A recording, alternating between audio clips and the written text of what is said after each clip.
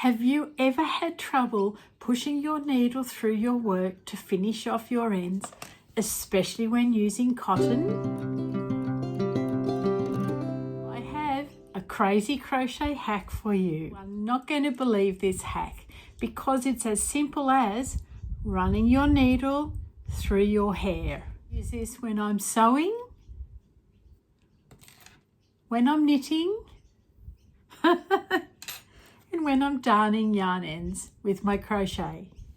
It's simply your own body's natural oils that gives your needle a nice smooth coating and allows you to darn your yarn ends a whole lot easier.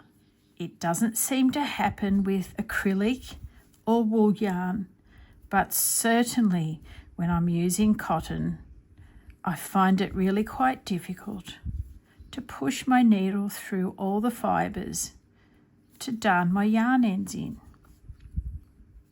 Just pop it through your hair 1, 2 or 3 times and you will notice such a big difference.